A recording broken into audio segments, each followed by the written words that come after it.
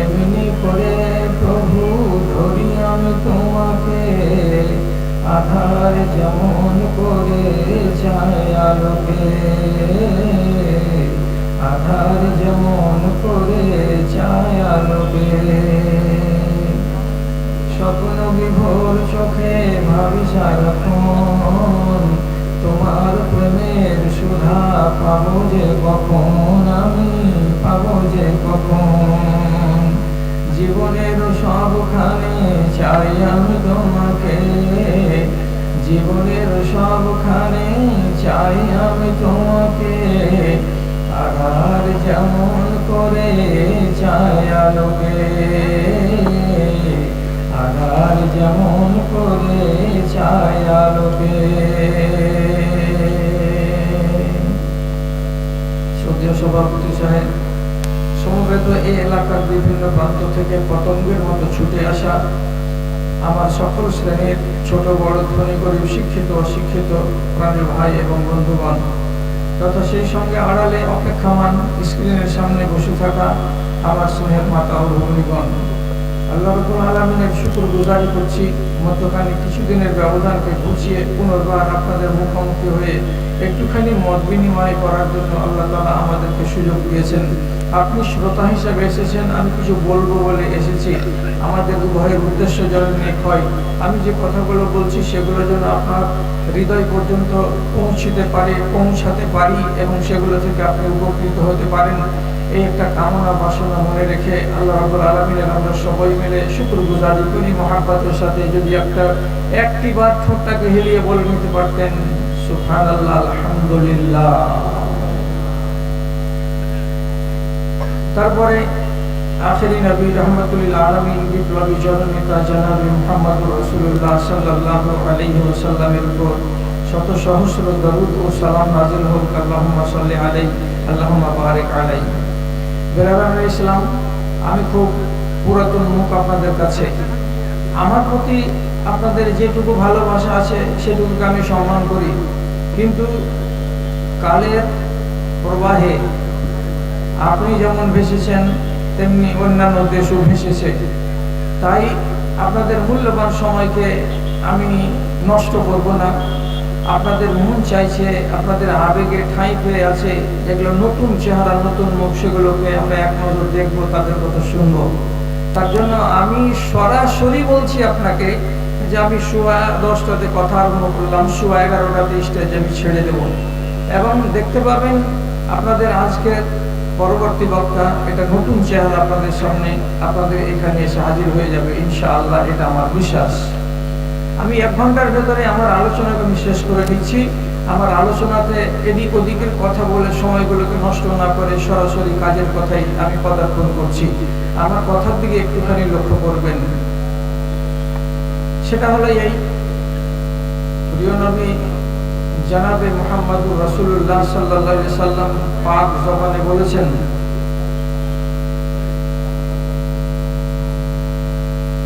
ভাই যারা দাঁড়িয়ে আছো, দাঁড়িয়ে থাকলে অসুবিধা আমার নেই, তোমরা আল্লাহর ওয়াস্তে কথা বলিও না, আল্লাহর ওয়াস্তে তোমরা একটু নীরবতা পালন করো। মিজাজটা আমার খাট্টা আছে, পরিষ্কার বলছি, আমার মগজ তেঁতুলের টকের মতো হয়ে আছে, তো তোমরা আমাকে ক্ষিপ্ত করিও না। রব্বুল আলামিন নাই বলছেন, ইন্নাল্লাহা ইউতিল মালা লিমান ইউহিব্বু ওয়া লিমান লা ইউহিব্বু। কথা প্রতি খেয়াল করুন।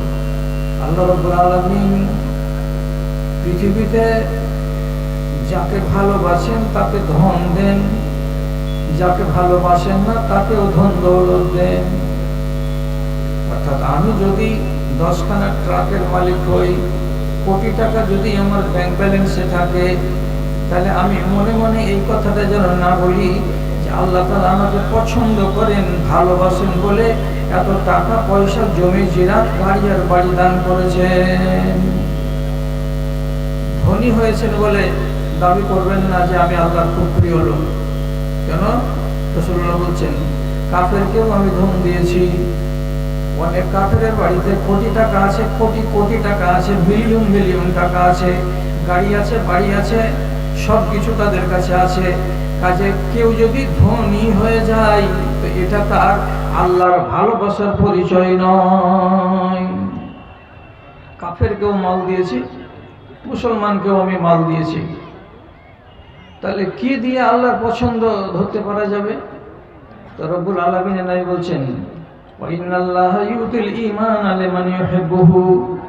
আল্লাহ রব্বুল আলামিন ঈমান নামের সম্পদটা যাকে ভালোবাসেন তাকে দান করেন, আর ঈমান নামের সম্পদটা যাকে ভালোবাসেন না তাকে দান করেন না। বুঝতে পারলেন? তাহলে পৃথিবীতে আল্লাহর ভালোবাসা কারা? যার অন্তরে আল্লাহর উপরে ঈমান আছে তারা। কতটি লোক আছে এরকম? তাড়াতাড়ি হিসাব করেন। সারা পৃথিবীতে 228টি দেশ আছে, মনে থাকবে 228টি দেশ আছে। আর এই 228টি দেশের ভেতরে মোটামুটি 52খানা ইসলামী রাষ্ট্র আছে। সারা দুনিয়া মিলে পৃথিবীতে 865 কোটি মানুষ বাস করে। এখন বর্তমানে 865 কোটি। তার ভেতরে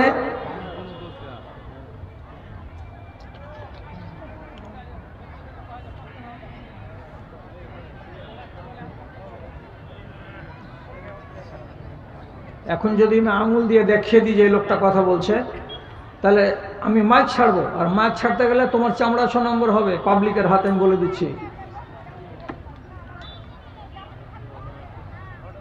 শালা হায়া শরমকে বিক্রি করে খেয়েছো নাকি যে তোমাদের মুখটা কেন চলছে আমি এটা বুঝতে পারি না। এতগুলো লোক দেখা তো ভদ্রভাবে বসে আছে, একটা কেউ কথা বলে না, আর গুরু গুরু গুরু গুরু গুরু গুরু গুরু। কি হয়েছে, তোর মাইয়ার পেটে লাগছে নাকি? হ্যাঁ, অভদ্র গেল কোথাকার। মানুষকে বুঝাই কোন ভাষা দিয়ে বুঝাই? আমি বললাম একটা কথা যে মগজটা আমার খাট্টা হয়ে আছে, আমাকে বেশি টক করে না, আবারই কথা বলছে আমার পাশে বসে বসে।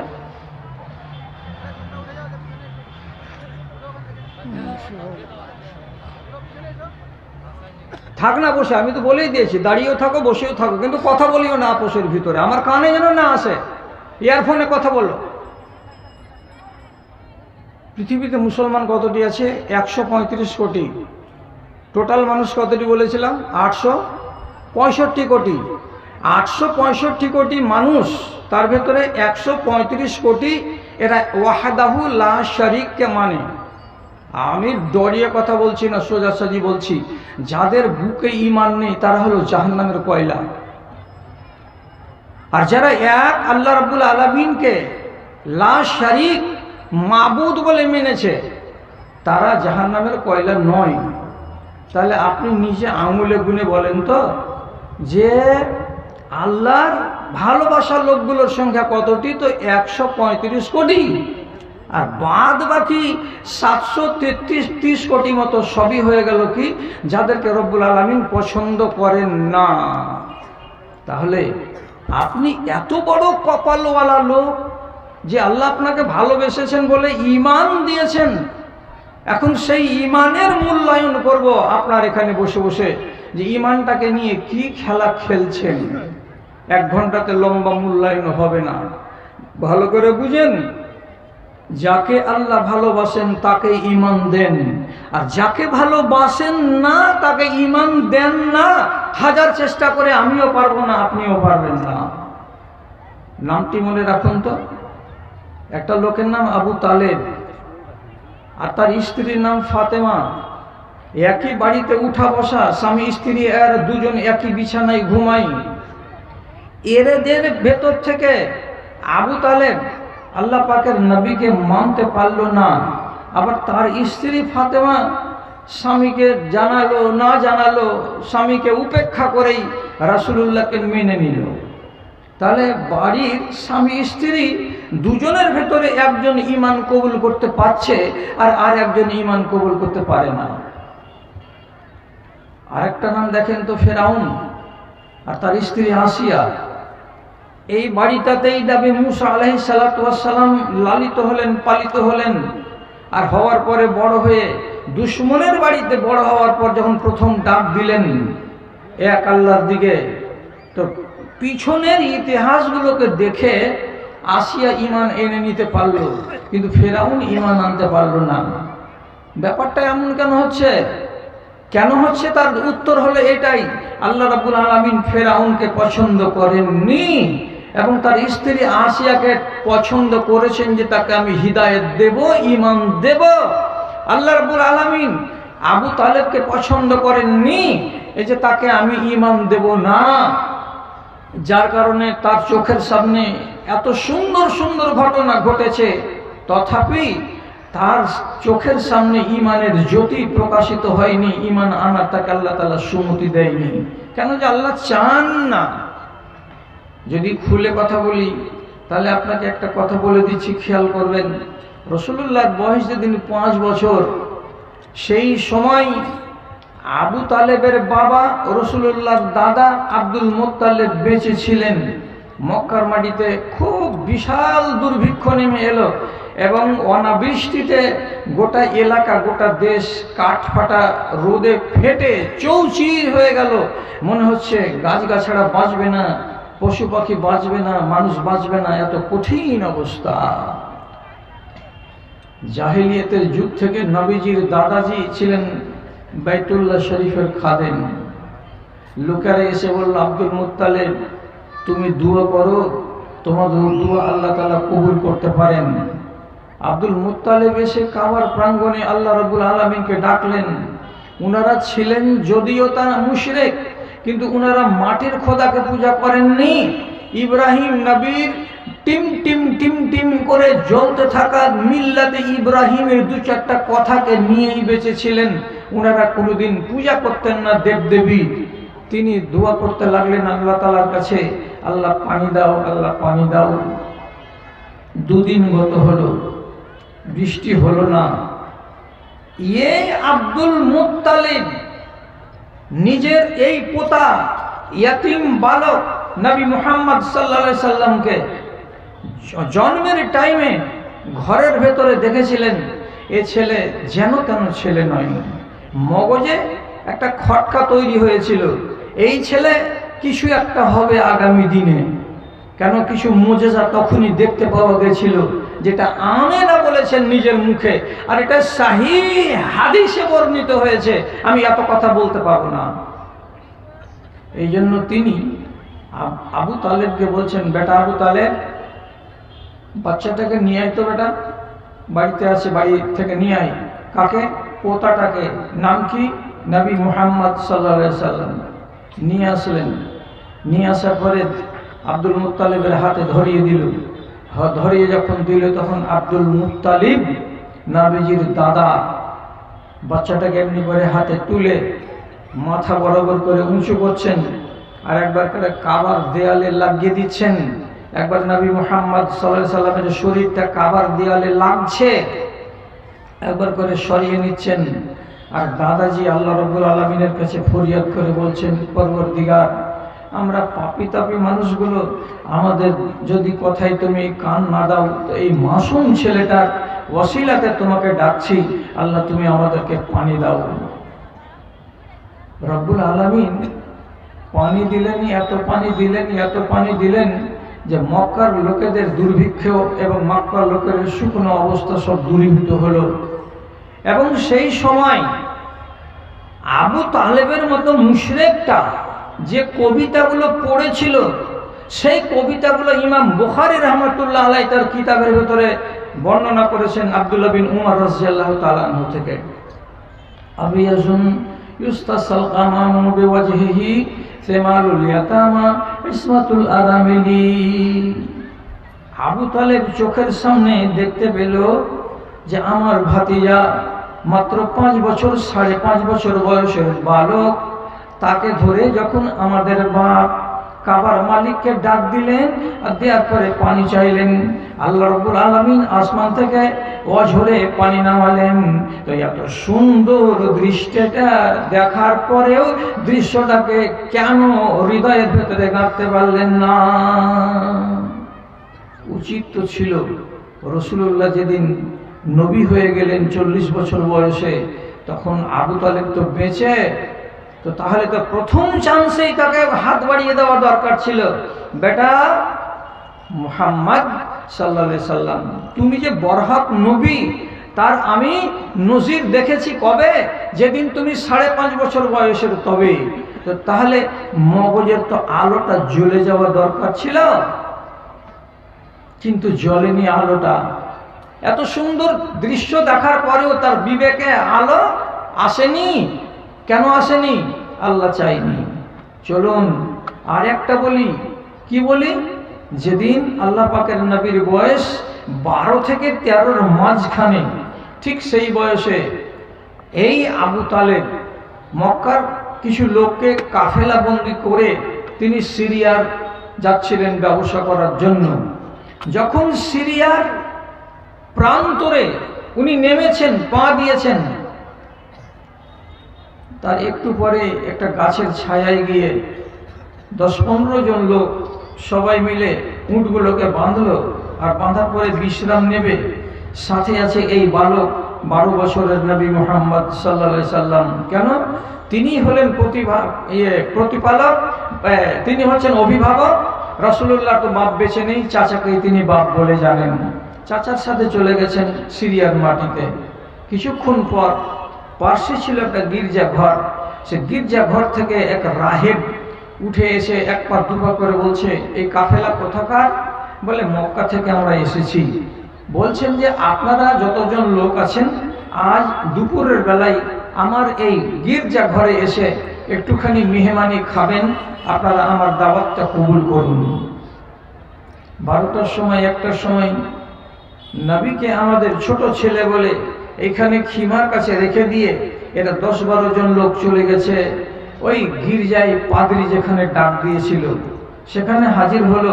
আর হাজির হওয়ার পর খাবার খেতে বসছে, তো সেই সময় পাদ্রী বলছে, আপনাদের আর কোন লোক কি বাকি থেকে গেল?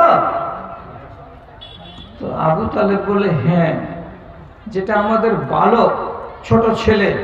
আমরা কোনোদিন ছোট ছেলে পেলেকে কোনো বাড়িতে জাফত খেতে গেলে নিয়ে যাই না, ওই জন্য ওকে আনলাম না, আমাদের খিমাতে রেখে এসেছি। বুহাইরা নামের রাহেব এবার আবু তালেব বলছে, আপনি ওই বাচ্চাটাকে নিয়ে আসুন। আমি বলছি নিয়ে আসুন। নিয়ে আসলেন, নিয়ে আসলো আবু তালেব। মেহমানি খাওয়া হলো। তারপরে তখন সামনাসামনি জিজ্ঞেস করে বলছেন, আইয়াকুম আকরাবু ইলা হাযাল ওয়ালাদে, আপনারা যে 12-14 জন লোক আছেন, 12-14 জন লোকের ভেতরে এই ছেলেটার সবচাইতে নিকটের লোককে এত বলেন তো? আবু তালেব বলছে, আমি হলাম তার চাচা, আমি হলাম তার বাপ। বাপ কি জিনিস চোখে দেখেনি, আমাকে বাপ বলে জানি। এই ছেলের আপন চাচা হলাম আমি। রাহেব বলছে, খানা খেলেন তো? হ্যাঁ। বাচ্চাটাও খেলো তো? হ্যাঁ। আপনি চাচা যখন, তখন একটু এই ভিড় থেকে 10 হাত দূরে চলেন না? 10 হাত দূরে চলেন। একটা কথা বলবো আপনাকে। বাইরে গেল, যাওয়ার পরে আবু তালেবকে কানে কানে বলছে, আপনি এই বাচ্চাটাকে নিয়ে আগে আর যাবেন না। কেন? যে আগে যত যাবেন ইহুদিদের বসবাস, তারা কিতাব পড়ে জেনে রেখেছে আগামী দিনের নবী কেমন হবে। আমি যেমন কিতাব পড়ে জেনে রেখেছি আগামী দিনের নবী কেমন হবে। এইটা যে আগামী দিনের নবী, এটাতে কোনো সন্দেহ নাই। আমি জোর দিয়ে বলছি, হে ছেলের চাচা, এই আগামী দিনের নবীকে যদি তুমি নিয়ে যাও আগে, আর ইহুদিরা যদি লক্ষণ দেখে জানতে পারে, তাহলে ছেলেকে প্রাণ মেরে দেবে। এই জন্য আমি অনুরোধ করে বলছি, একে আগে নিয়ে যাবে না, একে ফিরিয়ে বাড়ি নিয়ে চলে যাও। তখন আবু তালেব জিজ্ঞেস করে বলছে, এ বাচ্চাটা যে নবী হবে আগামী দিনে কেমন করে তুমি জানলে? তখন রাহেব স্পষ্ট ভাষায় বলছে, ফালাম্মা নাযালতুম ফি হাযাল ওয়াদি, যখন তোমরা এই 12-14 জন লোক আমার গির্জার আশেপাশের মাঠে পা রাখলে, তখনই আমি দেখলাম একটাও এই ময়দানের গাছ সোজা হয়ে দাঁড়িয়ে থাকেনি, সমস্ত গাছগুলো সাজদায় পড়ে গেছে।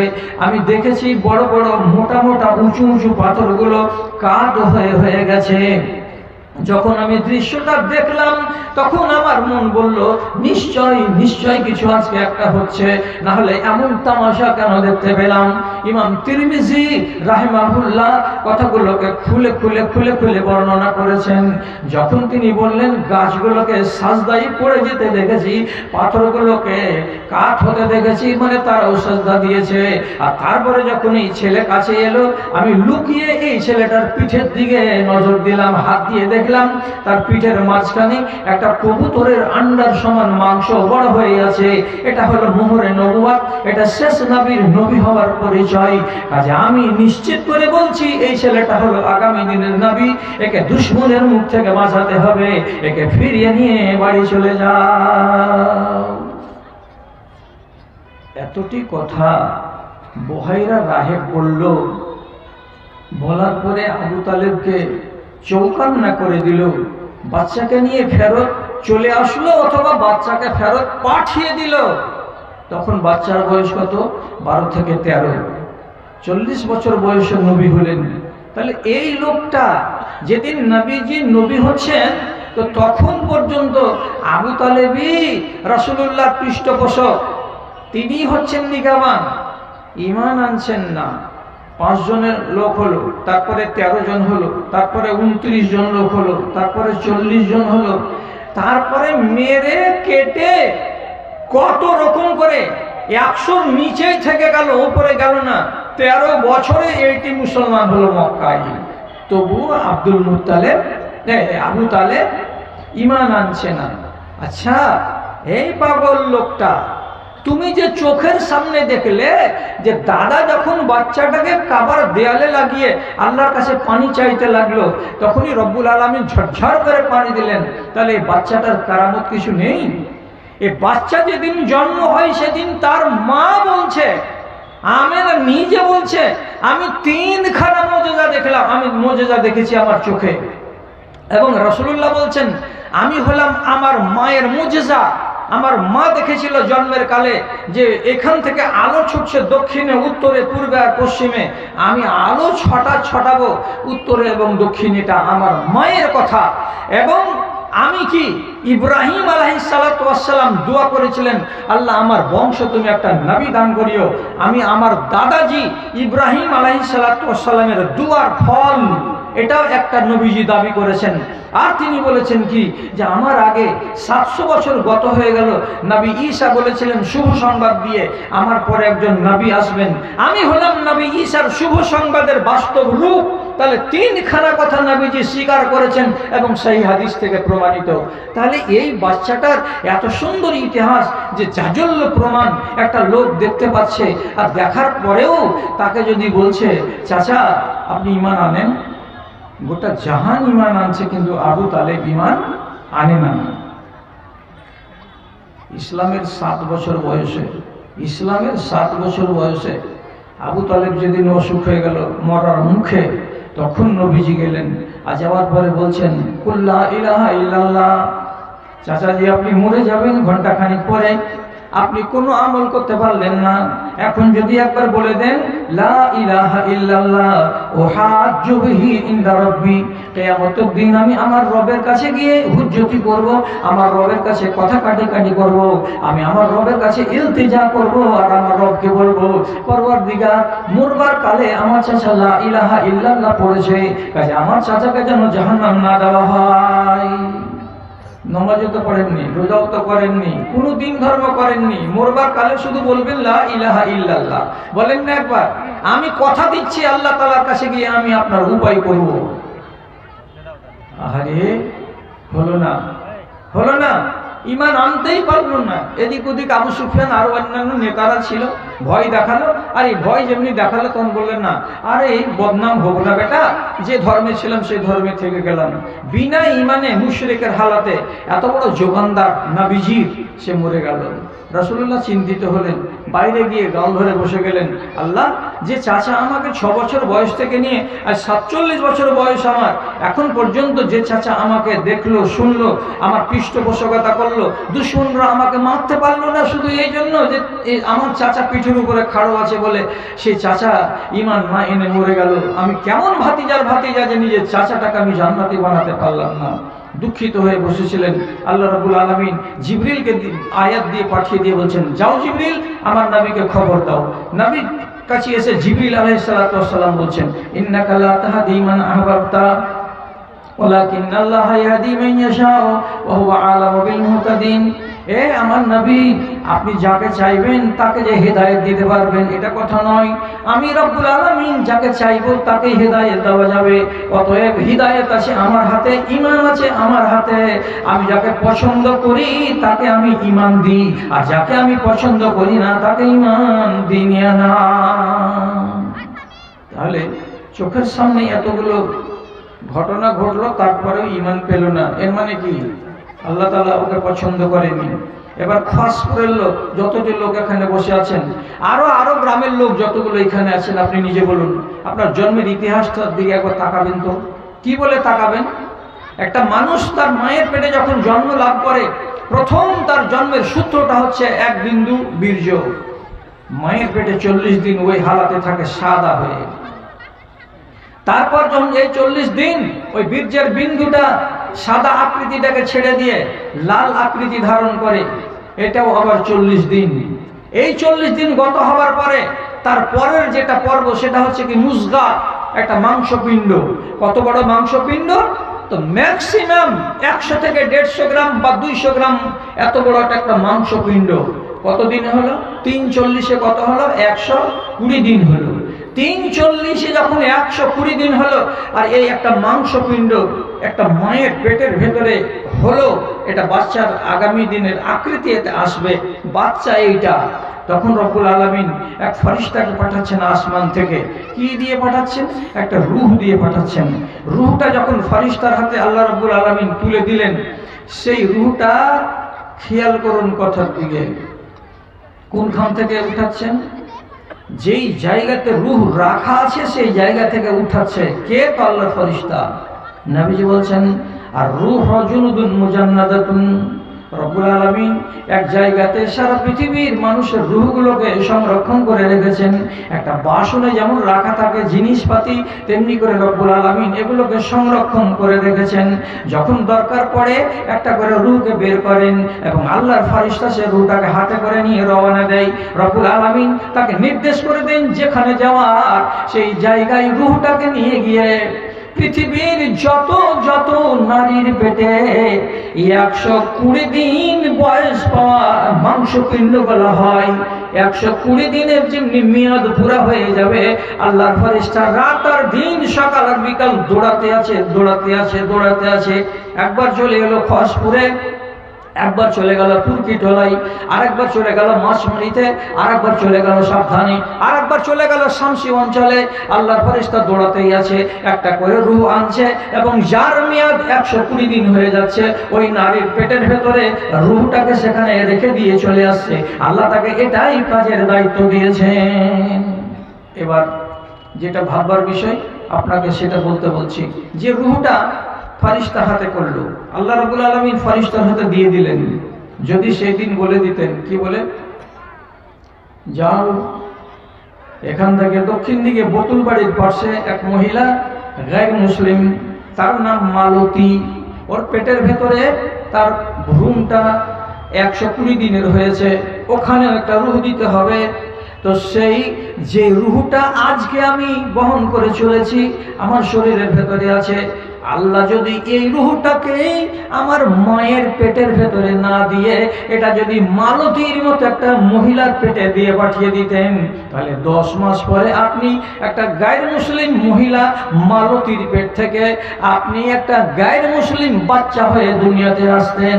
আর আল্লাহ রাব্বুল আলামিন এটা না করে আপনার রূহটা আপনার নামে বরাদ্দ করেছেন, আর করার পরে আপনার মুসলমান মায়ের রেহেমের ভেতরে ওই 120 দিনের মাংস পিণ্ডতে আল্লাহর ফেরেশতা দিয়ে গেছেন।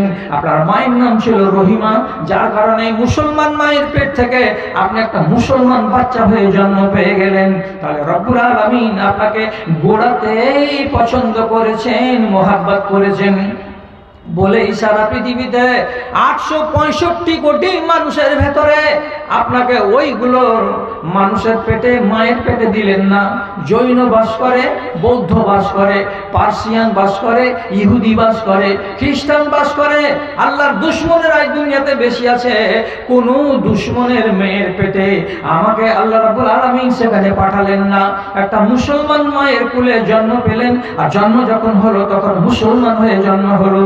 তাহলে আপনি চিন্তা করেন তো, আল্লাহ তাআলা যদি ভালো না বেঁচে থাকতেন তাহলে আপনি কেমন করে ঈমানদার হতেন। পিছন দিকে ইতিহাস লম্বা আছে। আল্লাহর পছন্দের তালিকায় আপনি আছেন বলে আপনি আজকে মুসলমান, আজকে আপনি একজন মুমিন মুসলমান হতে পারছেন। কিন্তু আপনি নিজে যে জিনিসটাকে পেয়েছেন সেই জিনিসটার আপনি কদর করতে জানলেন না। ঈমান কি দিয়ে হয়? ঈমানের নাম কটা? ঈমান কয়টা জিনিস দিয়ে তৈরি আছে? আল্লাহর কসম খেয়ে বলছি, ঈমান তৈরি হয়েছে 73টা জিনিস দিয়ে, অথবা 75টা জিনিস দিয়ে, অথবা 77টা জিনিস দিয়ে ঈমান তৈরি হয়। এর ভেতরে আদেশ আছে, নিষেধ আছে, আদেশ আছে, নিষেধ আছে। এতটি জিনিসের একত্রীকরণ যখন হয়ে যাবে তখন আপনার ভেতরে ঈমান পূর্ণ হয়ে যাবে। তাহলে রব্বুল আলামিনের এত বড় নিয়ামত আমি পাওয়ার পরে কেন আল্লাহ তাআলার কানুনকে আমি অবজ্ঞা করে যাচ্ছি, আর আমার নামটা ঈমানের খাতা থেকে নিচে নামতে নামতে নামতে নামতে আল্লাহ না করে যে মুসলমানের খাতাতে সে ঢুকে যাচ্ছে। এই খসপুরের লোক, কাকে বলে ঈমান আর কাকে বলে ইসলাম বুঝবেন? সোজা সোজা কথা বলছি, 3টা নাম মুখস্থ করুন। কালকে কোনো একজন লোককে চায়ের দোকানে বসে শিখিয়ে দেবেন, আল্লাহ আপনাকে অনেক সওয়াব দান করবে। এই পৃথিবীর মাটিতে এই মুসলমানগুলো আছে 3 কোয়ালিটির। একগুলোর নাম হলো মুসলমান, আর একগুলোর নাম হলো মুমিনিন, আর একগুলোর নাম হলো মুসলিহিন। যারা মুসলিহিন আর যারা মুমিনিন তারা বিনা হিসাবে আল্লাহর জান্নাতে যাবে। আর যারা মুসলিমিন, মুসলমান হয়ে মরবে, তার কোনো গ্যারান্টি নাই যে মরার পরেই আল্লাহ রাব্বুল আলামিন প্রথম চান্সে তাকে জান্নাত দিবেন। যদি বেশি বাহাদুরি থাকে, যে বেশি হয়ে গেল আমার বলা, মোকাবিলা করবেন সামনাসামনি। মুসলিম কাকে বলে? যে লোকটা চুরিও করবে, নামাজও পড়বে, এটা হলো মুসলিম। যে লোকটা রোজাও রাখবে আবার মদও খাবে, এটার নাম হলো মুসলিম। যে লোকটা নামাজ রোজা ঠিকই করবে, আবার বিয়ে করার কালে 1.5 লক্ষ টাকা শ্বশুরের কাছে গুনে নিবে, তারপরে বিয়ে করবে, এটার নাম হলো মুসলিম। যে লোকটা নামাজ রোজা ঠিক করবে, কোরআন হাদিসের কথা কানে তুলবে, কিন্তু পরের মেয়ের সঙ্গে বিবাহের আগে সম্পর্ক কায়েম করে ব্যভিচারে লিপ্ত হবে, এর নাম হলো মুসলিম। এর মানে কি? আপনি যদি সমানভাবে দুটোকে চাষ করেন, সমানভাবে দুটোকে চাষ, ভালো করে যাবেন, মন্দ করে যাবেন, একসঙ্গে দুটোই করে চলে যাচ্ছেন, আপনার মতো লোককে মুমিন বলা যায় না, আপনাকে মুসলমান বলা হয়। আপনি বলবেন এটা কেন কথা হলো? নামাজ পড়ছি, রোজা করছি, হজ করছি, যাকাত দিছি, এটির নাম তো ইসলাম। তো আমি কি মানা করলাম? ঈমান কাকে বলে? আল্লাহর উপরে বিশ্বাস রাখা ঈমান, এবং রসুলকে মেনে নেওয়া, যত দুনিয়াতে এসেছিলেন ঈমান, যত ফেরেশতা আছে সবকে মেনে নেওয়ার নাম হলো ঈমান। আখিরাতে আমাকে জমা হতে হবে একদিন, এটার নাম হলো ঈমান। আমার তকদিরকে আমাকে মেনে নিতে হবে, এটার নাম হলো ঈমান। এগুলো জিনিসের প্রতি যদি আপনার ঈমান থাকে, তাহলে আপনার বাইরের যেগুলো জিনিস আছে সেগুলো শক্ত হবে, আর বাইরের জিনিসগুলো যদি দুর্বল হয় তো জানতে হবে ভিতরের জিনিসগুলো আপনার শক্ত নয়। ইসলাম বাইরে থাকে আর ইমান ভিতরে থাকে। মাথাটা ঝুকান তো, 3-4টা লোক কথাটা মাথাতে থাকবে। ইসলাম বাইরে থাকে আর ইমান ভিতরে থাকে। কেমন করে? ইসলাম বাইরে থাকে মানে কি? ইসলামকে লুকানো যাবে না, ইমানকে দেখানো যাবে না। মুখস্থ করুন কথা, মুখস্থ করুন। বুড়াহাড় সব পেকে গেছে, 65 বছর বয়স, কবে কবরে চলে যাব? আমি এরকম কথা কতদিন আর শোনাতে পারবো আল্লাহ তাআলা জানেন। যা বলছি আপনাকে পাথরের দানা বলছি, একে আছড়ে আছড়ে ভাঙতে পারবেন না আপনি, এবং কোনো জায়গাতে গিয়ে কেউ বলবে না এই কথাটা যেটা ভুল কথা। কি বললাম? ইসলামকে লুকানো যাবে না, ইমানকে দেখানো যাবে না। ইসলাম থাকে বাইরে, ইমান থাকে ভিতরে। কার নাম ইসলাম? তার নবীজি বলছেন শাহাদাতে লা ইলাহা ইল্লাল্লাহ। আপনি যে শাহাদাত দিলেন লা ইলাহা ইল্লাল্লাহ, আমি যে শুনতে পেলাম, লুকা আছে কি? নেই। ইকামুস সালাতে, নামাজ যদি পড়েন, নামাজকে লুকানো যাবে না।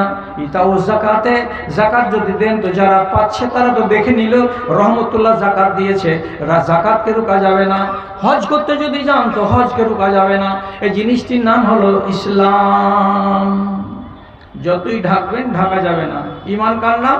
এবার দেখেন, এবার কি বলছেন আল্লাহ তাআলা? ইমান কাকে বলে? আফিনাল ঈমান আন তুমিনা বিল্লাহি, আল্লাহর উপরে ঈমান আনতে হবে। ঈমান কি দিয়ে হয়? মুখ দিয়ে হয় না অন্তর দিয়ে হয়? এক্ষুনি বলুন তো দাদা আমার, আপনার ঈমান অন্তরে 4 আনা আছে না 8 আনা আছে না 6 আনা আছে না 12 আনা আছে? আপনি পৃথিবীর কোন মানুষকে কি বুক ছেড়ে দেখাতে পারবেন যে এটা আমার ঈমান? দেখা যাবে? ঈমান আছে কোথায়? বুকে। তো আল্লাহর উপরে ঈমান রাখতে হবে 1। ফেরেশতা যত আছে দুনিয়াতে তার উপরে ঈমান রাখতে হবে 2। তারপরে যত রসুল আল্লাহ পাঠিয়েছেন তাকে মানতে হবে 3। তারপরে আপনার তকদিরকে মানতে হবে, এটা হলো 4। কিয়ামতের দিন আপনাকে হাসরের ময়দানে আবার আসতে হবে, রব্বুল আলামিন দ্বিতীয়বার আপনাকে জন্মদান করবেন, এটা হলো আপনার ঈমান। তাহলে এই সবটি জিনিস ভেতরে আছে, বাইরে নাই। কেউ যদি দেখতে চায় আপনার কাছে, সে ফেরেশতাকে মানো, হ্যাঁ মানি। 8 আনা না 12 আনা আমি কি জানি? এবার আপনি ধরা পড়বেন। কি বলে ধরা পড়বেন? আপনি কি আল্লাহকে মানেন? বুঝে মানি। আল্লাহ কোথায় আছেন? আরশে আছেন, আসমানের উপরে। ঠিক আছে, এটা তো মানা, এটার নাম মানা। এভাবে আল্লাহকে মানবেন আপনি, তাহলে যথেষ্ট হয়ে গেল।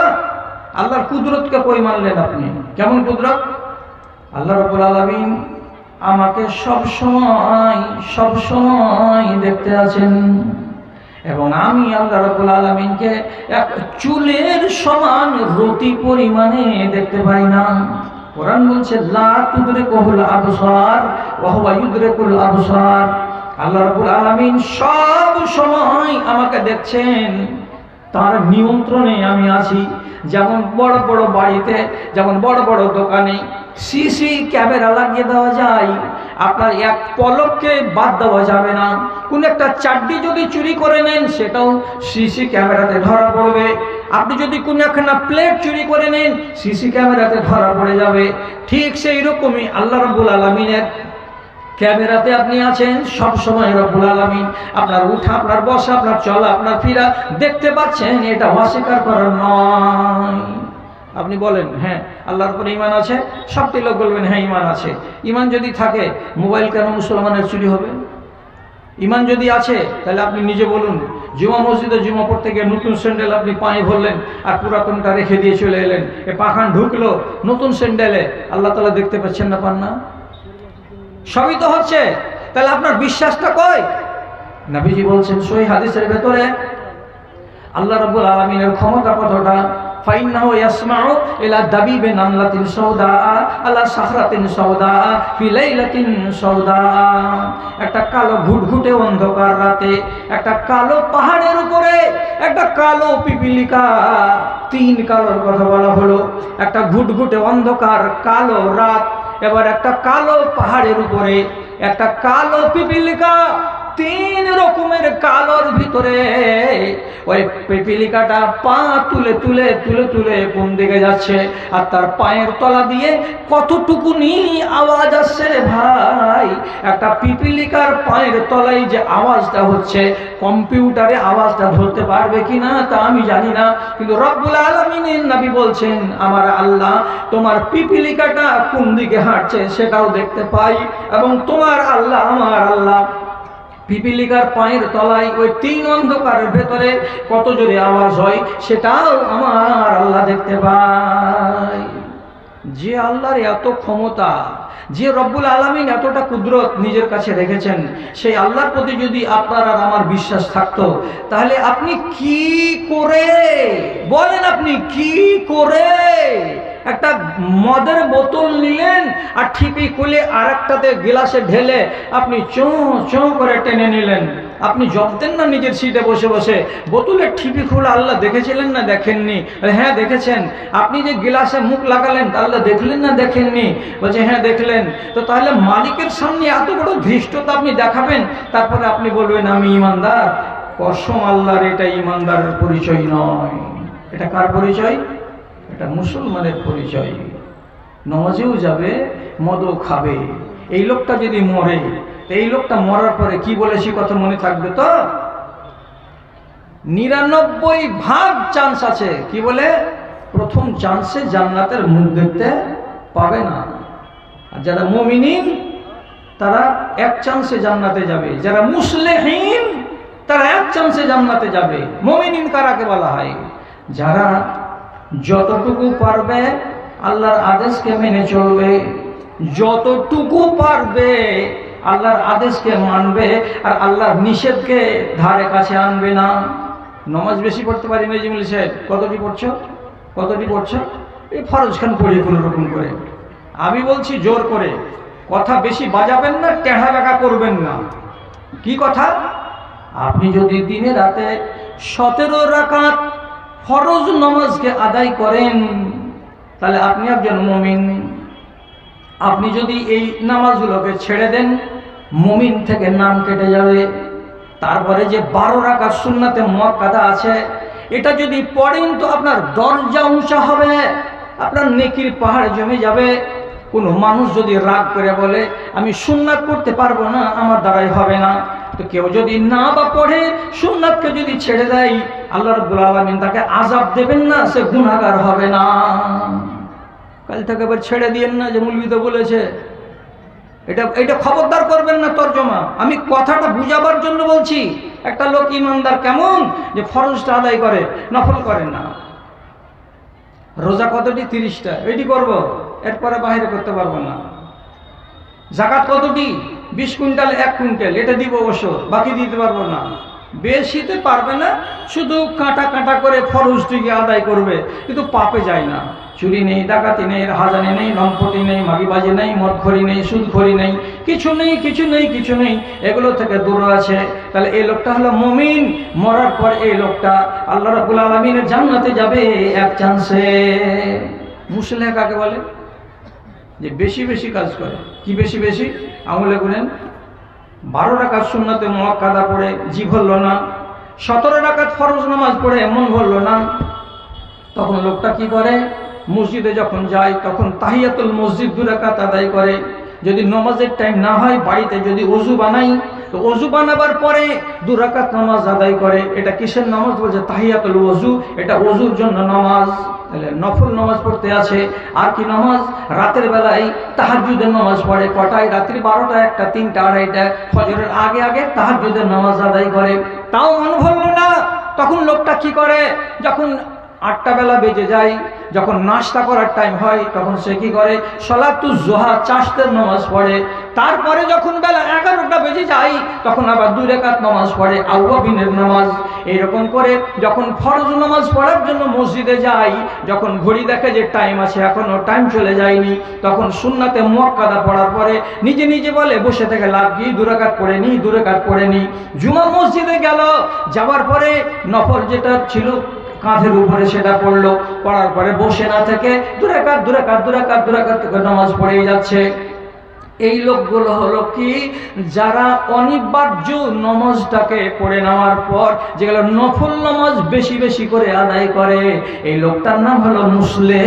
যে লোকটা রমজানের রোজা রাখে, রাখার পরে তার মন ভরে না, তখন কি করে, সওয়ালের 6টা রোজা রাখে। এটা হলো সুন্নাত। প্রত্যেক দিন বৃহস্পতিবার আর প্রত্যেক সপ্তাহে সোমবার 2টা করে নবীজি রোজা রাখতেন। এটাও রোজা যারা রাখে। তারপরে নবীজি বলছেন প্রত্যেক চাঁদে 13, 14, 15 এই 3টা দিন রোজা রাখা। 20-এর রোজা, এটাও আপনি রাখতে পারলেন। তারপরে আপনার মন ভরল না, তখন আশুরার আপনি 2টা রোজা রাখলেন। তারপরে মন ভরল না, তখন আরাফার রোজা 1টা রাখলেন। এই রকম করে করে যারা বেশি বেশি করে রোজা রাখে, ফরজ রোজার সাথে সাথে, রব্বুল আলামিনের নবী বলছেন এই লোকটাকে বলা হয় মুসলেহ। এই লোকটার নাম হলো মুসলেহীন। এই কোয়ালিটির ইমানদার। আর ইমানদারের ভেতরে মুমিন যারা, তারা এই 2 কোয়ালিটির লোক, আল্লাহর জান্নাতে যাবে বিনা হিসাবে। আর যারা মুসলমান, তারা জান্নাতে আল্লাহর যাবে, কিন্তু ফাঁড়া আছে। কেমন ফাঁড়া আছে? কেমন ফাঁড়া আছে? এইরকম ফাঁড়া আছে যে কি, আল্লাহ না করে যখন দাড়ি পাল্লা খাড়ো হলো, তখন আধ কেজি নেকি আপনার শর্ট পড়ে গেল। কি হলো? পাপের পাল্লা ভারী হলো, নেকির পাল্লা হালকা হয়ে গেল।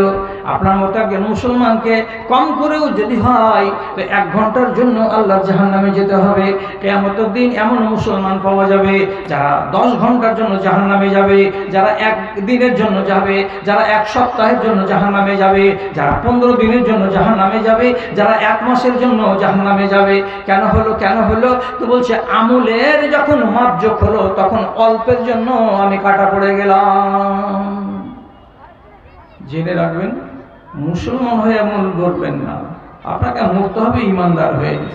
এখন যদি জিজ্ঞেস করি, আল্লাহ তাআলা এত বড় নিয়ামত আপনাকে দান করেছেন, সে নিয়ামতের বেকদরি করছেন না সম্মানই করছেন?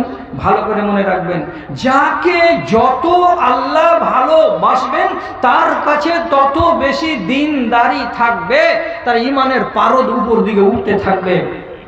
আপনি নিজে এই কাঁটাতে নিজেকে মেপে নেবেন। আপনার ভেতরে যত রকমের পাপ আছে, জানবেন আল্লাহ আমাকে অত পছন্দ করে না যত মকবুল হাজিকে পছন্দ করে, যত ইস্তাব আলীকে পছন্দ করে। কেন এটা কথা আপনি বলবেন? এই জন্য বলবেন, আমি মদ কেন খাই, আমি সুদ কেন খাই। আল্লাহ যদি আমাকে কঠিন মাত্রায় ভালোবাসলেন, তাহলে এ হারাম জিনিস আমার মুখে কেন যায়? তার জন্য বলে দিচ্ছি দাদারা আমার, ইমানের দিক দিয়ে যার ইমান যত দুর্বল হবে, জানতে হবে আল্লাহ তাকে এত কম ভালোবাসেন। কিন্তু মুসলমান আপনি, যেহেতু আল্লাহর ভালোবাসা সম্পূর্ণ, আল্লাহর ভালোবাসা কেটে যায় না, থেকে যায় থেকে যায় থেকে যায়। যার যত বদ চলন থাকবে, তার আল্লাহ রাব্বুল আলামিনের সাথে ভালোবাসা তত কম থাকবে। আর যার ভিতরে হারামি কাজ থাকবে না, তার ভালোবাসা আল্লাহর সাথে নিবিড় থাকবে। আর যারা মদখোর, সুদখোর, অন্যান্য পাপে জড়িয়ে, তারা যদি আল্লাহর কাছে দোয়া করে, 1 মাস লেগে যেতে পারে কবুল হতে, 2 মাস লেগে যেতে পারে কবুল হতে, আবার 2 মাস পরে কবুল নাও বা হতে পারে। কিন্তু যারা মুমিনিন দোয়া করবে, তারা যদি রাতের বেলায় আল্লাহ তাআলার কাছে উঠে কাঁদে আর দোয়া করে, আল্লাহ তাআলা বলছেন তোমার সাথে তো আমার হটলাইনে কথা হয় গো, তুমি তো আমার খাস বান্দা, তুমি কেন 8 দিন 10 দিন 15 দিন ধরে দোয়া করবে? হটলাইনে দোয়া করার লোকেদের দোয়া হচ্ছে আলাদা। আপনি হটলাইনে আল্লাহর সাথে কানেকশন করুন। আপনাকে আল্লাহ পছন্দ করেছেন বলে ঈমান দিয়েছেন। যাকে আল্লাহ পছন্দ করেননি, তাকে ঈমান দেননি। আপনি প্রমাণ নেবেন? প্রমাণ সবচাইতে বড় কথা বলছি। এই বক্তাকে ডাকেন, বক্তা ডাকেন, আমি 1 ঘন্টা থাকবো। মানুষ তাকিয়ে আছে যে নতুন বক্তাকে আমরা দেখবো। আমি বলেছি পাবলিককে, আমি 1 ঘন্টার বেশি থাকবো না। আমার ক্ষমতা আছে থাকার, আমি 1.5 ঘন্টা 2 ঘন্টা থাকবো, কিন্তু আমি থাকবো না। তাড়াতাড়ি করে ডাকতে যান, ওকে সাজতে কুলতে, পিশাব করতে, চিরুনি করতে, আলতা ফিতা করতে যতক্ষণ দেরি লাগে, আমি অতক্ষণ এখানে আছি। হ্যাঁ, তো ভাই আমার কি বলছিলাম, ফেরাউন একা হাজারও নয়, হাজার হাজার বেটা বাচ্চাকে কচুকাটা করেছিল। কেন? আর গণকদার বলেছিল এই বছর যে বেটা ছেলে একটা জন্মিবে তোমার দেশে, তোমার রাষ্ট্রকে কেড়ে নেবে। তখন ফেরাউনের অর্ডার কি হলো, না রহে বাঁশ না বাজে বাঁশুরি, যত বেটা ছেলে হবে সব যোগানদারি করো, বাড়ি বাড়ি দেখো, বাড়ি বাড়ি দেখো, বেটা ছেলে হলেই বাস কচু কাটা করো, বেটি ছেলে কোনো কথা নেই। হাজার হাজার বাচ্চাকে কচুকাটা করলো। কেন? এই বাচ্চা কোনো একজন আমার রাষ্ট্রকে কেড়ে নেবে। আরে বেকুফ, তুই তো জানিস যে এই কথাটা আমার গণকদার বলেছে, আর এর জন্য তুই হাজার হাজার বাচ্চাকে জবে করলি। এতটা মাথা মোটা হলে কি আর হয়? নবী মুসা যখন জন্মগ্রহণ করলেন, তখন মুসা নবীর মা দুধ খাওয়াই তো টাইমে টাইমে ভালো করে খাওয়াই না। কেন? আরে বেটা, তোকে দুধ খাইয়ে মায়া মোহাব্বত বাড়িয়ে কি করব? কতক্ষণ তোকে বন চাহার গাছের ভেতরে লুকিয়ে রাখবো? ফেরাউনের লোক জানতে পারলে কচু কাটা করবে, আমার কলেজাতে ঘা লাগবে। তুই আমার কলেজার টুকরা, দুধ খাওয়াতে জি করছে, খাওয়াচ্ছি তো মনটা বলছে কয়দিন বাঁচবি? দ্বিধা। আল্লাহ রাব্বুল আলামিন কোরআন মাজিদে বলছেন, ওয়া আওহাইনা ইলা উম্মি মুসা আনিরজাইহি, আমি মুসা নবীর মাকে ওহী করে বললাম, ইলহাম করে বললাম কি, এ মুসা নবীর মা, তুই বাচ্চাটাকে দুধ খাওয়া, বাচ্চাকে দুধ পান করাতে দ্বিধা করিস না। এক, তারপরে বলছে ফাইজা ফাইন খিফতে আলাইহি, তোমাকে যদি ভয় লাগে যে আমার বাচ্চাটাকে মেরে দেবে কে, তো ফেরাউন, তাহলে আমার কথা শুন, আলকাহি ফিল ইয়াম্মি, বেটাটাকে তুই বাক্সতে করে নীল নদীতে ফেলে দে। যদি তুই আমার কথাটা মানিস, তাহলে আমি তোকে কথা দিচ্ছি, ইন্নী রাদ্দুহু ইলাইকা, ওই বাচ্চাটা যেমন করে হোক তোর কোলে আমি ফিরিয়ে দেবই দেবো আমি আল্লাহ। তারপরে তোকে কথা দিলাম, এই বাচ্চাটাকে আগামী দিন আমি নবী বানিয়ে ছাড়বো। খবর পেল কে? মুসা নবীর মা। সাথে সাথে সান্দুকে তোয়াল পেড়ে দিয়ে, একটা ক্যাথা পেড়ে দিয়ে, বাচ্চাটা এক মাসও জুটেনি, ওকে রেখে দিয়ে বাড়ির পাশে নীল নদীতে ভাসিয়ে দিল। কলেজাতে কত যে টান পড়লো, আল্লাহ রে, আমার দুধের শিশু নাড়ি ছিঁড়ে দুনিয়াতে এসছে, তো সে ছেলেকে আমি ভাসিয়ে দিলাম। আল্লাহর উপরে বিশ্বাস কতটা ছিল? বাচ্চাটা ভাসতে ভাসতে ঘাটে গিয়ে লেগে গেল, ফেরাউনের ঘাটে উঠিয়ে নিয়ে গেল। ফেরাউনের স্ত্রী আসিয়া, একটা বন্ধা মেয়ে, বাচ্চা হয়নি। কি হলো রে, কি আছে রে? বলছে মা, নদীতে একটা বাক্স পাওয়া গেল, বাক্সতে একটা বাচ্চা আছে। কি বলিস? বাচ্চাটা বেটা না বেটি? বলছি বেটা বাচ্চা। নিয়ে নিয়ে এদিকে নিয়ে আয়। একদম সুন্দর একটা ছেলে, বেটা বাচ্চা, ফুটফুটে চেহারা। আসিয়া বাচ্চাটাকে দেখে বলছে, আমি এই ছেলেকে বেটা করে নেব। খবর গেল গলিতে। কিসের গোলমাল রে? বলছে একটা ছেলে পড়ে পাওয়া গেছে। কোথায়? নীল নদীতে বাক্সতে পাওয়া গেল। কে ভাসিয়ে দিয়েছে? বেটা ছেলে না বেটি ছেলে? যে বেটা ছেলে। আওয়াজ হলো, লিয়াই বাচ্চাকে বলতে, কচু কাটা কর। আসিয়া কচুকে ডেকে লিয়াই। ফেরাউনকে আংনাতে এলো। কি হয়েছে? কোলে করে নিয়ে আছে। ফেরাউনের স্ত্রী আসিয়া বলছে, কুররাতু আইনিন লি ওয়া লাকা লা তাকতুলুহু, এটা তোমার চোখ জুড়াবে, এটা আমারও চোখ জুড়াবে, বাচ্চাটাকে কতল করিও না। ফেরাউন বলছে, ওগুলো কথা বাদ দে, চোখ জুড়া দূরে, রাষ্ট্র আগে। বলছে তুমি মাথা মোটা আছো একবারে। এটা ছেলে, তোমার রাষ্ট্র যেগুলো কাটবে গেলে মিশরের বাচ্চা, আর এটা কি মিশরের বাচ্চা নাকি? কোন গরিব দুঃখীর বেটা পুষতে পারবে না, পালতে পারবে না, তার জন্য নদীতে ভাসিয়ে দিয়েছে। আর ও তো কাল কোন পরশু থেকে 3 দিন আগে থেকে ভাসতে ভাসতে ভাসতে ভাসতে নদীতে এসে আমার ঘাটে লেগেছে। এটা মিশরের বাচ্চা নয়, এটা বাহিরকার বাচ্চা। এ বাচ্চা তোমার রাষ্ট্র কাটবে না, তুমি আর বাচ্চাটাকে কতল করিও না। ঢোঁড়া তখন কয়েছে, ঠিকই রে, হইতে পারে রে, এটা বাহিরকারই ছেলে আছে, তো থুবি নাকি? হ্যাঁ থুব। রেখে দিল। রেখে যখন দিল, এইবার বাচ্চা দুধ খাবে কার? তো যত সুন্দরী সুন্দরী বেটি ছেলে ফেরাউনের দরবারে কাজ করে, ও বলে আমাকে দাও, আমি দুধ খাওয়াচ্ছি। ওর দুধ খাই না, এর দুধ খাই না, এর দুধ খাই না, এর দুধ খাই না। কোন মেয়ে ছেলের স্তনে মুখ লাগাই না নবী মুসা, অথচ পেটে জ্বালা আছে। আল্লাহ কোরআনে বলছেন, হাররামনা আলাইহিল মারাজিআ, আমি ফেরাউনের দরবারে যত ফেরাউনকে আল্লাহ বলা বেটি ছেলে ছিল, এগুলো হলো মুশরিক। এমন বেটি ছেলের দুধ আমি একটা আগামী দিনের নবীর মুখে ঢুকাবো না। তার জন্য প্রত্যেকটা মেয়ে ছেলের দুধকে আমি মুসা নবীর উপরে হারাম করে দিয়েছিলাম। এই মুসা নবী ওদের দুধ পান করবি না। এটা এত বড় বেটি ক্যান পিন্ধা আছে, মুসা নবীর বোন, ধরা দেয় না। হঠাৎ করে যে রানীকে কয়েছে, রানীমা এখানে বইয়ের গাছতলা একটা ঝুপড়ি বাড়িতে, ওইখানে একটা মেয়ে লোক আছে, ওর ছেলে হয়েছিল, ছেলেটা যে কি হয়েছে জানি না, ওই ছেলে মেয়ে লোকটাকে ডেকে আনো, ওর দুধ যদি খাই। এসেছে রে, হ্যাঁ জলদি ডেকে আনো। অর্ডার হয়ে গেল, ওকে নিয়ে আসলো। এইবার দুধ খাওয়ার জন্য বলেছে। মুসা নবীর মা সবই জানছে, তারপরে এমনি করে ভান করে কইছে, দেখেন তো এত চিকন চিকন বেটি ছেলে দুধ খেলে না, আর আমার ঘে এই এতিড়ি ভেতিড়ি কাপড়, আর আমরা কেলাকুচ্চা মানুষ, আর আমার ঘে মতন এই মানুষের কখনো ছেলে দুধ খাই। আরে বাবা তুমি চেষ্টা করো না, খাবে কি খাবে না পরের ব্যাপার। কিন্তু আপনি জানেন এই কথাটা কি শিখেছেন না শিখেননি? ছেলে যদি কাঁদে আর ফুফো যদি কোলে করে ছেলে চুপবে না, ছেলে যদি কাঁদে আর দাদি যদি বলে ওর হাত ধনরা চুপবে না, আর 10টা মেয়ে ছেলে যদি কোলে করে কাউরি কোলে চুপবে না। আর ওইখানেই ওর মা যদি খ্যাটখেটি একটা পাতলা বেটি ছেলে এসে হঠাৎ করে কোলে নিয়ে নেয়, খালি ঘাড় পর্যন্ত যাবে না, তার আগে ও থেমে গেছে কান্না। কেন? আল্লাহকে একটা কুদরতি শক্তি দিয়েছে, যেটা আমার মা। জানোয়ারের এই ক্ষমতাটা আছে।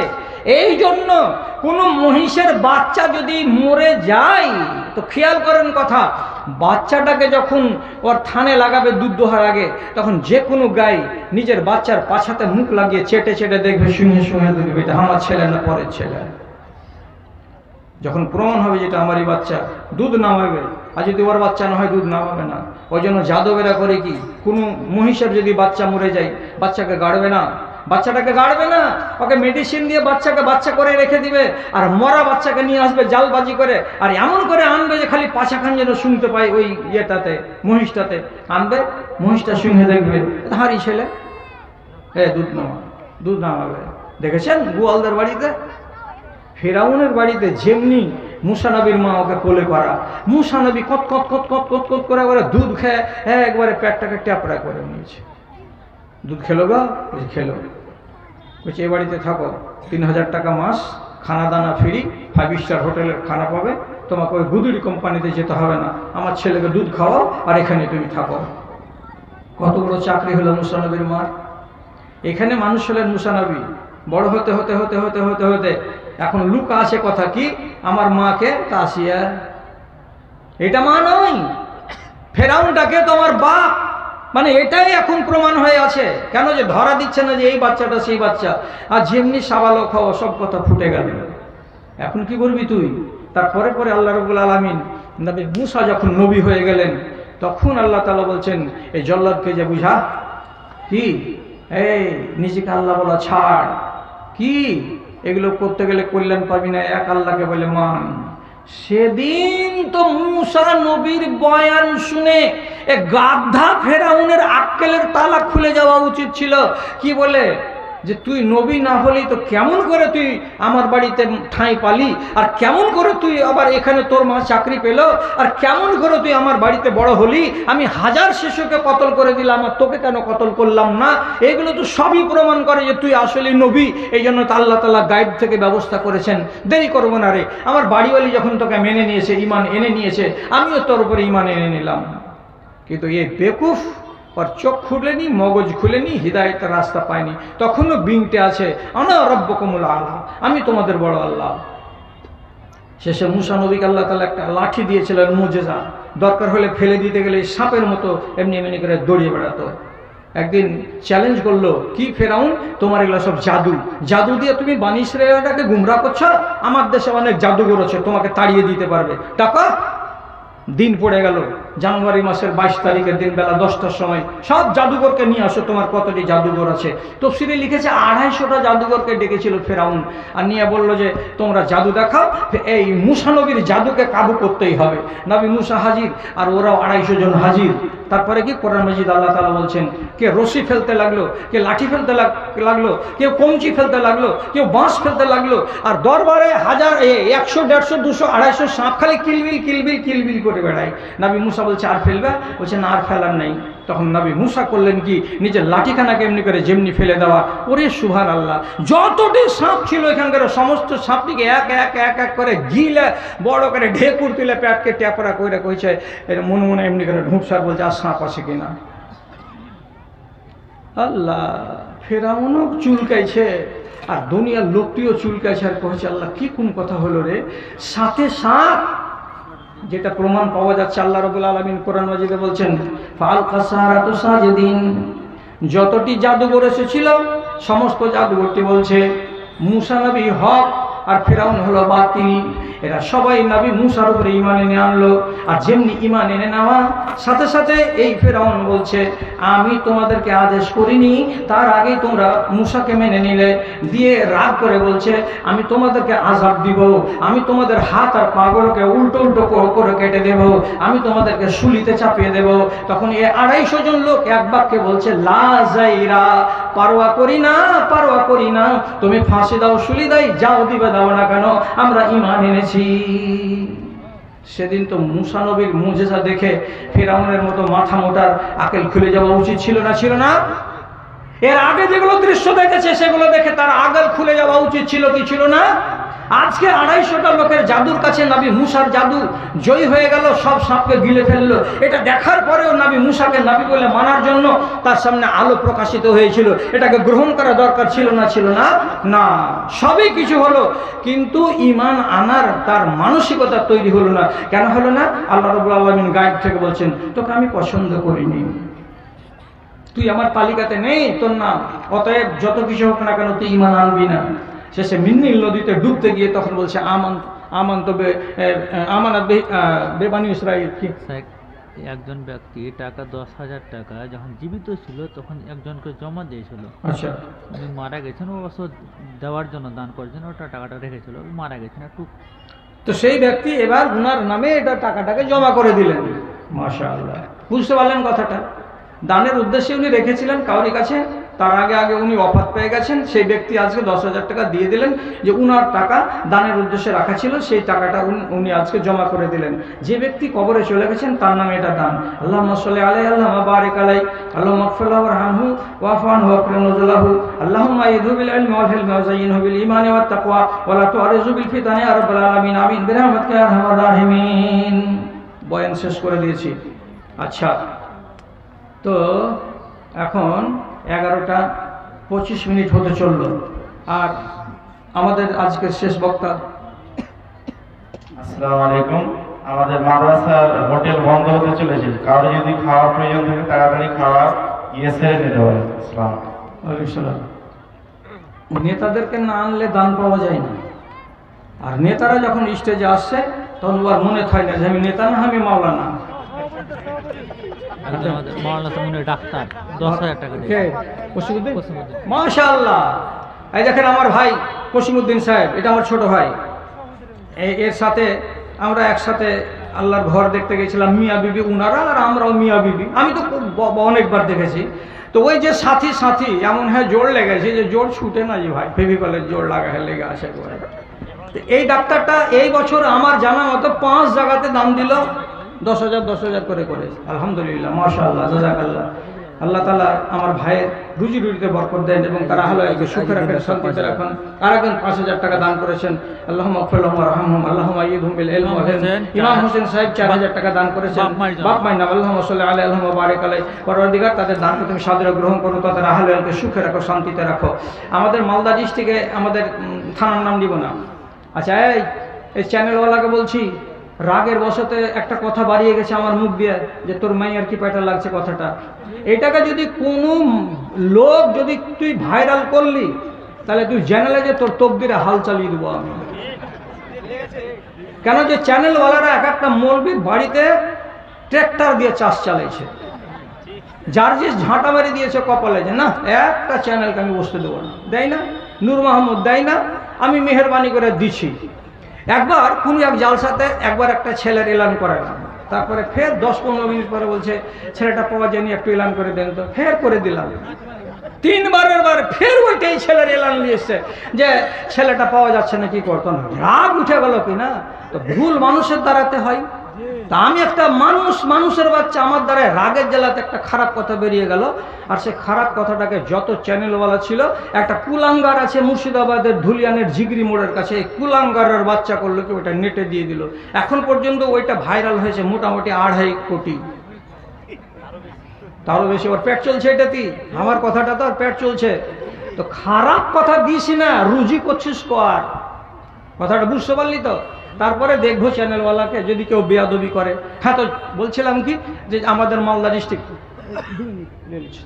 তোমাকে দেখার লাগে বসে আছে, এই বুড়াকে দেখার লাগে লোক বসে নেই। তো হ্যাঁ, বলছিলাম যে ও নেতা, ওকে ডাকলাম, তো ডেকে যদি মাইকটা ধরে, জি আপনারা এই করেছেন ওই করেছেন, আপনারা মাসেটাকে ঠিকঠাক করে চালান, আমি 2000 টাকা দিলাম, শেষ করো। তুমি নেতার মতো কথা বলো, তোমাকে ওয়াজ করতে ডেকেছি তো এগুলাকে ঘাস ছিলতে দিয়েছি নাকি?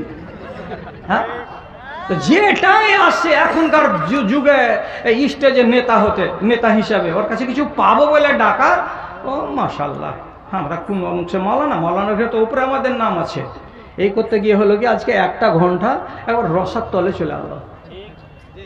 এখন হায়দার আলী আসছে, আমি চলে যাচ্ছি। বেয়াদবি মা অল্প সময়ের ভেতরে সুলতানপুর থেকে ইদ্রিস আলী 500 টাকা আগে দিয়েছে, এখন আবার 500 টাকা দিয়েছেন।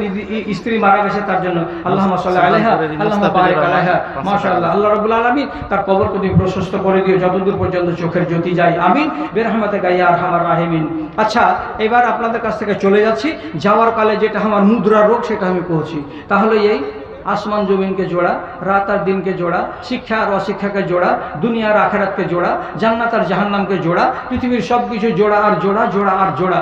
আল্লাহ জোড়া করে কেন তৈরি করলেন? এই কথাটার উপরে একটা বই আছে 100 পাতার, সেই বইখানার নাম হলো স্রষ্টার সৃষ্টি রহস্য, সব কিছু জোড়া জোড়া। এই বইখানা যদি কাউরি পড়ার শখ থাকে, তাহলে ওই কোনাখানে আমি 5 মিনিট খাড়ো হবে, 3 কাপ চা 30 টাকা দিয়ে নিতে হবে, ওই কোনাতে, এখানে পাওয়া যাবে না। তাড়াতাড়ি দেখা করবেন। বেয়াদবি মা, অল্প সময় যদি কিছু বেশি কথা বলে দিয়ে থাকে, ভুলভাল করে থাকি, তা আপনারা ক্ষমা করে দেবেন। হায়াত বাকি তো মোলাকাত বাকি। আপনাদের ইজ্জত সম্মান বজায় রেখে ইহলৌকিক পরলৌকিক জীবনের সুখ শান্তি কামনা করে এখানে ইতি টেনে দিলাম। ভালো থাকুন, আল্লাহ হাফেজ। মহরুল হক 8000 টাকা। এই বান কাটাবার আগে এই যে সব সুক্ষা কাদা থেকে বাড়ি আসে এই গজারগুলো, কি করছিল এরা? জি, মহরুল হক কত টাকা? 8000 টাকা। কাদাতে আর থাকতে পারলো না, তখন বাহিরে এখন সাড়া দিচ্ছে। 8000 টাকা মহরুল হক সাহেব। আল্লাহুম্মা সাল্লি আলাইহি আল্লাহুম্মা বারিক আলাইহি আল্লাহুম্মা ইগফির লাহু ওয়ারহামহু ওয়া'ফু আনহুম রব্বানা তাকাব্বাল মিন্না ইন্নাকা আনতাস সামিউল আলিম আমিন আমিন বিরহমাতিকা ইয়া আরহামার রাহিমিন। আর কেউ আছে নাকি? আচ্ছা, শেষ। আচ্ছা, আসসালামু আলাইকুম ওয়া রাহমাতুল্লাহি ওয়া বারাকাতুহু।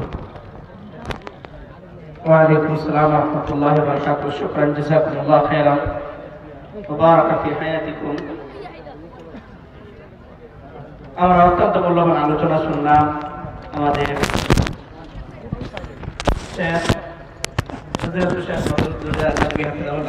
কাছ থেকে। ওনার বয়স হয়ে যেতে পারে, কিন্তু ওনার জনপ্রিয়তা এখনো কমেনি। ওল্ড ইজ গোল্ড একটা কথা আছে, পুরাতন জিনিসের দাম সব দিনই। যাই হোক, এখন আমাদের আজকের ইস্তেহারের প্রধান বক্তা ফজিলাতুল শেখ হায়দার আলী সালামি সাহেব, উনি উপস্থিত হয়েছেন। এখনই উনি আসবেন এবং আপনাদের সম্মুখে আপনাদের ধৈর্য যতক্ষণ হবে, আপনারা যতক্ষণ শুনতে চাইবেন অবশ্যই উনি শোনাবেন।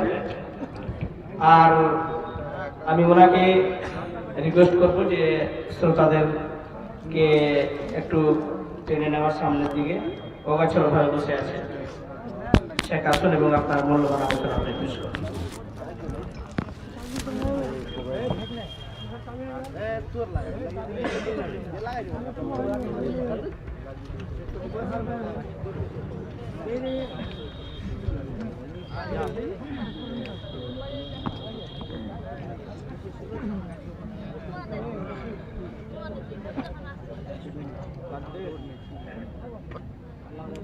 দেখেন, আপনারা আজকে এখানে সকলে জালসা শোনার উদ্দেশ্যে এসেছেন, নেকির উদ্দেশ্যে। গুনাহ করতে কেউ আশা করি আসেননি। কোন ভাইয়ের মোবাইল রেকর্ডিং করার জন্য হয়তো কেউ নিয়েছেন, নেওয়ার পরে উনি উল্লেখ করতে পারছেন না কাকে দিয়েছি, বা হয়তো পারে পকেট থেকে পড়ে গেছে বাইরে, ওনার পিছনে যারা ছিলেন বসে তেনারা পেয়েছেন। আল্লাহর ওয়াস্তে দয়া করে আপনি মোবাইলটা ওকে দিয়ে উদ্ধার করুন, বা যদি স্টেজে পৌঁছে দেন তাহলে আরো সুবিধা হয়। এখানে নেকি করতে এসে গুনাহ করে যাবেন না। আপনি কুড়িয়ে পেয়েছেন বলে ওটা আপনার মান নয়, ওটা আপনার সম্পদ নয়। যার আছে আপনি তার কাছে পৌঁছে দেওয়ার ব্যবস্থা করেন। আপনার মোবাইল ঘাটুন, ওনার মোবাইল দেখুন, আপনি অবশ্যই হয় ছবি পাবেন, নাম পাবেন, কিছু তো হবে। আপনি আল্লাহর রাস্তায় পৌঁছে দেন, এটা ঈমানের পরিচয় হবে। আর যদি না পৌঁছান, এটা এক ধরনের মুনাফিকি চাল হবে। আপনার হাতে ছেড়ে দিলাম, আপনি মুমিন হবেন নাকি মুনাফিক হবেন। 3 কিলোমিটার যাবে ঘন্টা। আসসালামু আলাইকুম ওয়া রাহমাতুল্লাহ। কমিটিদেরকে বলেছিলাম যে আমার বেলা চ্যালেঞ্জ যেন না, কোনো ইউটিউবার যেন না থাকে। দুদিন থেকে বলেছি ফোনে, এত লোকে দিয়েছে না, আমি একটাও রাখতে দেবো না। আমাকে নিয়ে ব্যবসা করবা আর আমার 12টা বাজাবে, তোমাদেরকে আমি চ্যালেঞ্জ চালাতে দেবো? পাগল পেয়েছে না কেন?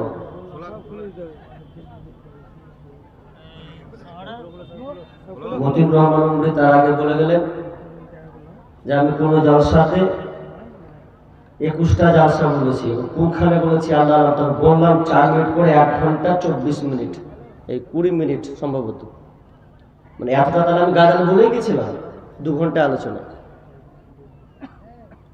এসব বিভ্রান্তিকর।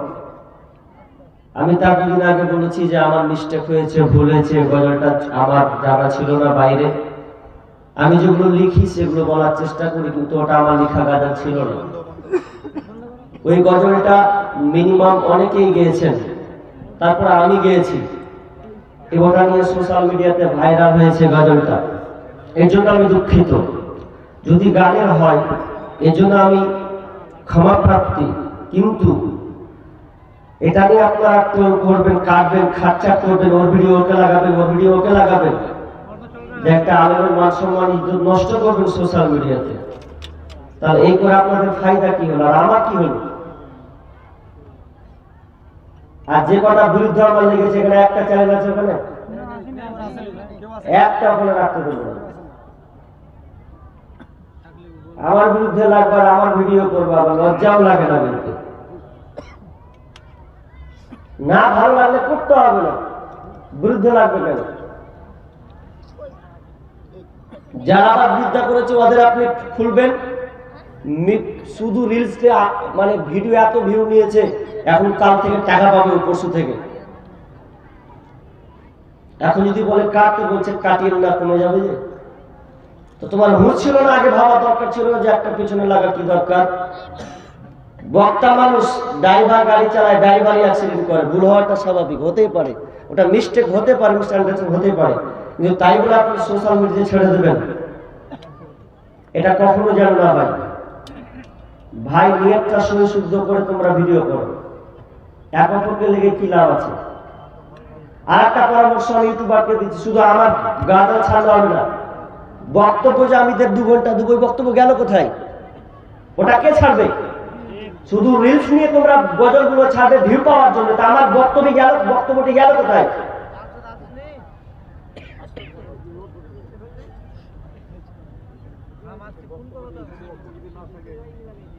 হ্যাঁ, আদায় করতে গিয়ে অনেক সময় গালি একটু বেশি বলে দিই, আমি একা না, অনেক বক্তাই বলে। এটা যদি বলে যে কমা, তাহলে ঠিক আছে, কমে বলবো না ইনশাআল্লাহ। এখন শ্রোতা বলছে বলে বলে, এখানে একটা বললাম, ওখানে বলছে ওটা বলা লাগবে, কমিটি বলছে লেগে দিছে, বলছে ওটা বলতে হবে। এখন কি দিয়ে ঠেকাবো? এখন বলতে বাধ্য। আমি বলছি, যদি শিরিক বিদআত যুক্ত হয় ইনশাআল্লাহ আমি নেই। আর যদি